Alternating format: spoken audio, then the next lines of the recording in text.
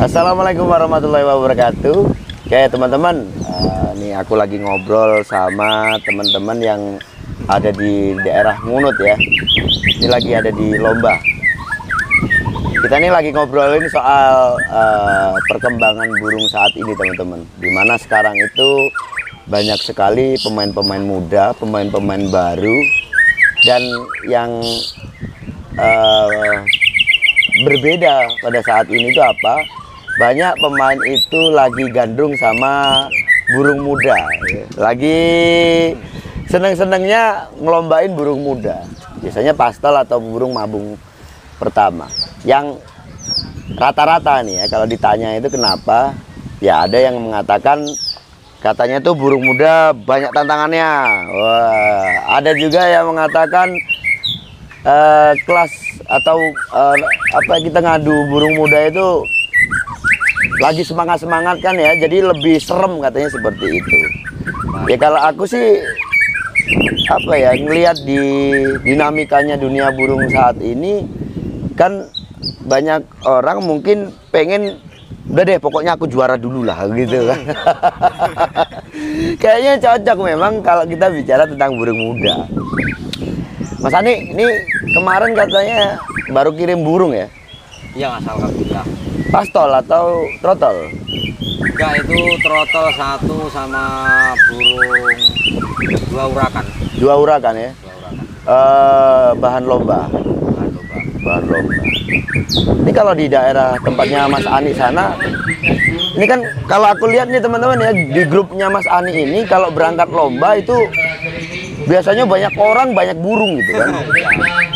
Emang di sana itu ada latihan? Enggak, soalnya Nggak ada sebenarnya. Jadi latihannya langsung turun ke lomba ya. Wah. jadi caranya itu ini bawa tiga saya. Hah? Bawa tiga ini, yang satu kan sudah hafal perjalanan. Mas tahu sendiri. Jalannya gini. Nah, itu yang sudah jalan ini buat yang calon dinaikkan. Yang di sana itu itu hafal perjalanan. Oh gitu. Masih diajari perjalanan. Ya. Jadi gini teman-teman, kalau Mas Ani ini ya, dulu sewaktu mungkin bisa dikatakan awal-awal ngorbit ya, dimana burung ada burung pastol waktu itu. Saya sempat seneng ya, namanya Rosi itu ya. Iya. Rosi, burung itu kok dilihat dari pastol mainnya enak ya, bawa materinya enak, dan saya lihatnya itu lebih ke bakat. Menurut saya bakat burung itu memang bagus. Nah mulai dari situ, wah mulai jadi bahan ini ya, omongan gitu kan. Akhirnya apa, teman-teman itu banyak yang, wih burung dari Mas Ani ini bagus nih gitu, katanya gitu. Toh juga sebenarnya kalau teman-teman di daerah sana juga banyak yang ngambil burung dari tempatnya Mas Ani ya, gitu kan. Oke lah, saya terusin soal burung muda, dimana sekarang ini lagi apa ya, lagi banyak orang seneng itu main burung muda. Apa sih sebenarnya kalau menurut Mas Ani, kenapa orang-orang ini kok suka di burung muda ini, kenapa? Oh, itu kalau saya tuh Mas.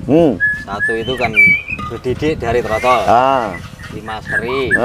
Tiap hari itu kan selalu dirawat. Ya. Itu kan apa itu ibaratnya itu biar tahu cepat hasilnya gimana. Oke. Pendidikannya itu gimana? Penasarannya di itu. Ya gitu ya. Hasil apa enggak? Kalau menurut sampean gimana? Menurut sampean? Gitu ya, sama ya. Terus gini Mas, kalau saya kepuasan sendiri. Oh gitu ya, gitu ya. bener itu. Kan prosesnya kan itu lama. Lama. Kita sabar nunggu. Memang ada apa ya, nilai tersendiri memang. Ya is oke lah, yang namanya hobi ini kan banyak warnanya. Ya ada orang yang wes saya itu pengen lomba burung, saya punya duit saya beli burung kan begitu. Dan itu juga banyak itulah pemain seperti itu yang dia memang dia hobi itu hanya di lombanya, ya kan. Nah ada orang yang hobi ya seperti mana ya, kayak kita ini kan ya, kita mungkin kalau Mas Ani dia bisa beternak ya, menyilangkan burung, anakannya ini dididik ya jadi burung. Nah, ini ada kepuasan gitu ya tersendiri. Ya rata-rata kita mungkin seperti itu. Jadi saat kita bisa ngolah burung kok jadi juara pasti wah nggak terbayarkan seperti itu. Cuman kalau saya lihat-lihat ke sini lagi nih Mas Ani, memang ya itu tadi kalau itu mungkin rata-rata lah ya teman-teman kita juga mungkin merasakan seperti itu. Memang apa ya rasanya tuh memang beda.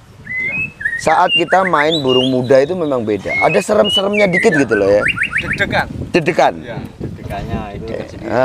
Burung muda itu ya namanya juga darah muda. Kalau dia berani seolah paling berani. Ya.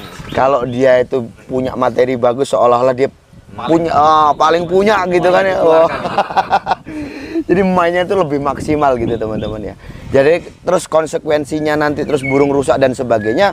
Nah inilah bedanya sekarang dengan yang kemarin. Kalau yang kemarin mungkin orang lebih saya takut mau mengeluarkan burung muda nanti burungnya rusak dan sebagainya.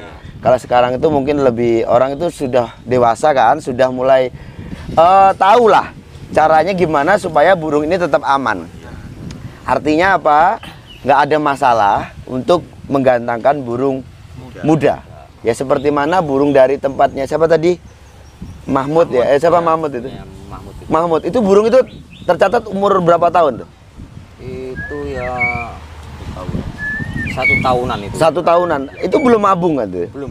Masih pastol kan? Ya, Tadi digantang di kelas dewasa, kelas utama. Ya memang dia nggak juara. Tapi saya bisa melihat bagaimana perform burung itu. Toh juga yang juara juga bukan burung ecek-ecek kan ya. Segi power dia memang kurang. Wajar karena dia masih pastol ya kan. Tapi beda cerita sewaktu dia main di kelas pastol. Dia sangat mendominasi. Iya kan? Oh serem tuh kan. Nah, burung itu katanya nih sering dimainkan juga di kelas dewasa. Dan sering juga juara di kelas 2. Nah, dari perjalanan sampai saat ini ternyata burungnya juga nggak ada gambaran mau rusak kan? Ya, stabil ya, stabil. Artinya ya pemain ini tadi atau pemiliknya ini sudah paham lah, bisa memahami karakter burungnya. Oh burungku ini supaya stabil, supaya nggak rusak itu bagaimana? Jadi lebih ke situ kalau kita lihat sekarang gitu kan.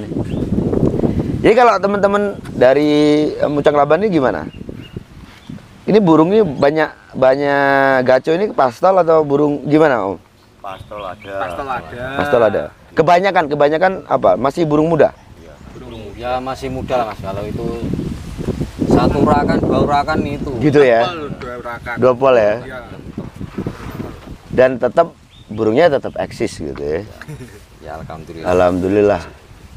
Ya nanti gini teman-teman, untuk teman-temanku yang ya sekarang yang namanya hobi itu memang dibarengi dengan apa ego ya. Mungkin egonya itu sedikit diredam ya. Kita main cerdas lah, dalam arti kita lebih dewasa lagi menyikapi tentang burung muda. Untuk ukuran burung muda supaya burungnya nggak rusak, yang penting kamu paham dulu bagaimana burungmu.